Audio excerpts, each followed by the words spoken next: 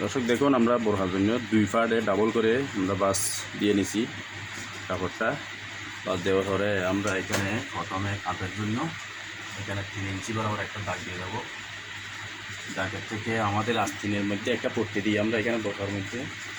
তো পট্টিটা যত ইঞ্চি দিবেন আপনি, 1 ইঞ্চি দেন, 2 ইঞ্চি দেন, 3 ইঞ্চি, 4 ইঞ্চি। আমরা 4 ইঞ্চি দেবো বলে আমরা এখানে 3.5 ইঞ্চি বাদ দিতে দিই, কারণ সিলাই চলে যাবে, সেই জন্য আমরা একটু বেশি নেওয়ার জন্য 1/2 ইঞ্চি কাটিং করবো। এখানে নিচে কত 37.30 1/2 ইঞ্চ। এরপরে দিয়ে আমার থাঁদির মাপটা নিতে হবে। এখানে থাঁদির মাপটা হলো এখানে মোহরার মাপ, মোহরাটা হলো 11।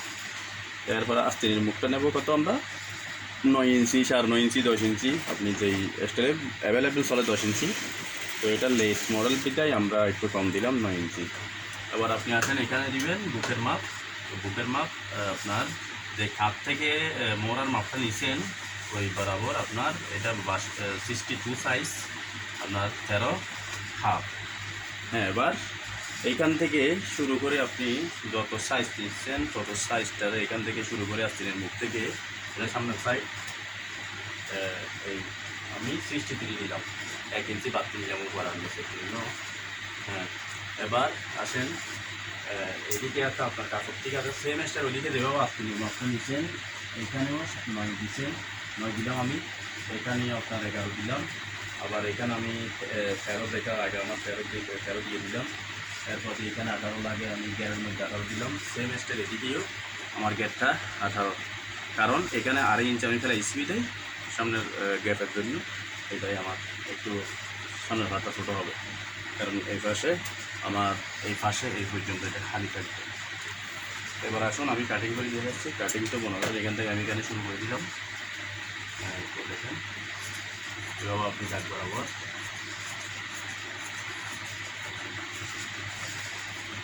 এভাবে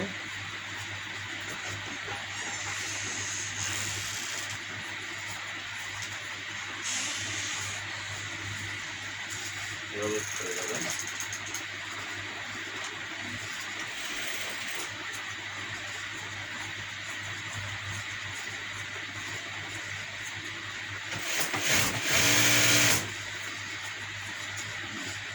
তাহলে আমাদের কাটিং এইদিকে শেষ। এখন সামনে যেটা আমার কিছু গ্যাপ রাখতে হবে, ওই পরিমাণে আমি কাপড়টা এখান থেকে ফেলাই দেবো কাটিং করে।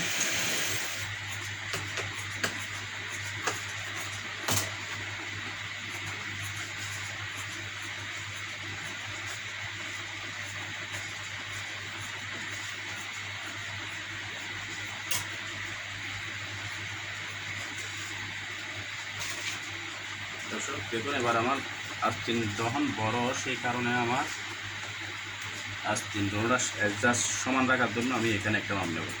এখানে 16.5।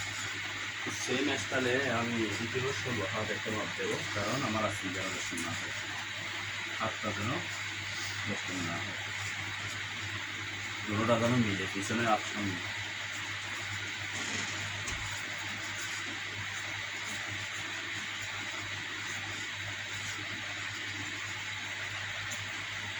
তো হয়ে গেল আমাদের পুরো কাটিং।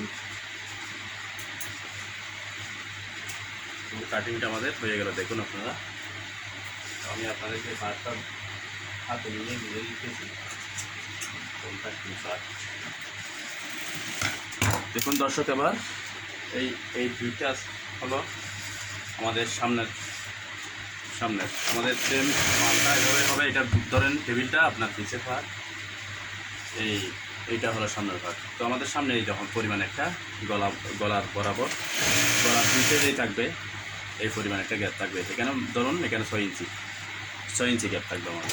তো এখানে আমরা যেটা দিই না কেন ওইটা দেওয়া যাবে। আপনি লেস দেন, আপনি অন্য কিছু দেন, এমব্রয়ডারি দেন, এমনি বর্ডার মেরে দিয়ে দেন, সমস্যা নেই। এটা আপনার বিষয়, আপনি কোন ধরনের বানাইতে চাচ্ছেন সেটার উপর নির্ভর করবে। তো এখানে আমাদের পিছনের পার্ট তো সেম। এবার দেখেন আমি সামনের পার্ট একসাথে করে ফেলবো, এই সামনের পার্ট। তাহলে এবার পিছনের পার্ট আসেন। পিছনের পার্টটা আমি দেখাচ্ছি, এটা পিছনের পার্ট। তো আমি যেটা আপনাদেরকে বলছিলাম, এখানে একটা দাগ কাটতে হবে। এই আমরা দাগটা কাটছি। তো কেন কাটলাম বলছিলাম যে এখানে আপনাদের কাঁদি, আপনারা কাঁদিটা এভাবে জয়েন করবেন, এভাবে কাঁদিটা মেশিনের মধ্যে মনে করেন এই এখানে এভাবে জয়েন করবেন। তো আমার দাগ থেকে আধা ইঞ্চি এটা বেশি আছে, এটা কারণ এখানে বর্ডার মারতে হবে, সেই জন্য আমি বাড়তিটা রাখছি। তো সেম স্টাইলে এই ফার্স্ট থেকে আরেকটা যেটা আছে, কারণ আমি আপনাদেরকে ফিন আপ করে দেখাচ্ছি, কারণ আপনাদের বোঝানোর স্বার্থে। এই সেম স্টাইলে আমার এই জিনিসটা ওইদিকে অ্যাটাচ হবে। এখানে আমি আপনাদেরকে ক্লিন আপ করে দেখাচ্ছি আপনাদের বোঝার সুবিধার্থে, কারণ জিনিসটা যদি না বুঝেন আমার কষ্টটা তো দিতে হয়ে যাবে। দেখেন এই আপনাদের তো অবশ্যই কাজ আসতে হবে। দেখছেন দর্শক, ভালো করে দেখেন এভাবেই, অর্থাৎ এটা সুইং হবে। আপনি 5 লক থাকলে আপনি 5 লকও করতে পারেন, আপনার 3 লক থাকলে আগে নর্মাল সেলাই মেশিনের মধ্যে সেলাই করবেন একটা, এরপরে লক করে নেবেন, তাহলে হয়ে যাবে। তো প্রথমত আপনাকে বর্ডার মারতে হবে। যদি একেবারে কিছু না দেন, সাদাশিতে যদি একটা বোরকা বানাতে চান, তাহলে আপনাকে প্রথমে বর্ডারটা মারতে হবে। বর্ডার মারার পরে আপনার খাঁদিটা জয়েন করতে হবে। জয়েন করার পরে দেন আবার আস্তিনের মধ্যে ভর্তি থাকলে ভর্তি, সামনে বর্ডার থাকলে বর্ডার করে দিবেন। এই ধরেন এখানে এটা আস্তিনের মুখ হবে, ওই সময় এই মুখের মধ্যে আপনি বর্ডার দিতে পারেন, আপনি লেস দিতে পারেন, আপনি ভর্তি দিতে পারেন, সেটা আপনার বিষয়। আপনি যখন কাজ করবেন ওটা আপনার মাথার মধ্যে চলে আসবে। তো কাটিংয়ের অপশন এতটুকুই।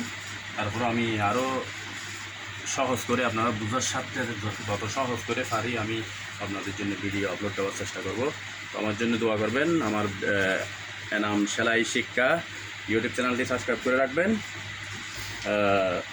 বেল আইকনটি বাজিয়ে রাখবেন। আমার নতুন ভিডিও আপলোড দেওয়ার সাথে সাথে আপনার কাছে পৌঁছে যাবে। তো অবশ্যই সাথে থাকবেন, ভিডিও দেখতে থাকুন। ভিডিওটা দর্শক আমার একটা অনুরোধ, আপনাদের কাছে ভিডিওটা টানবেন না, পুরো ভিডিওটা দেখার চেষ্টা করবেন। কারণ আপনারা যদি ভিডিওটা টানে এখানে দেখেন, তাহলে আপনারা কাজটা বুঝবেন না, কী কাজ আপনি শিখতেছেন ওটা পুরোটা শিখতে পারবেন না। কারণ আপনি তো মাঝে মাঝে কিছুটা অপশন স্কিপ করে ফেলছেন। তো স্কিপ করার কারণে আপনি পুরোটা দেখতে পারেন নাই, বুঝবেনও না। তো আপনি যদি পুরোটা না দেখেন তাহলে বুঝতেও পারবেন না। তো সেই জন্য পুরোটা দেখার চেষ্টা করবেন। এটা সাইজটা হলো 62, আমরা 60 কাটিং করে ফেলছি। আপনারা কমেন্ট করে জানান, আরও যদি ভিডিও চান তাহলে আমি আপলোড দেবো। ওকে, সাথে থাকেন।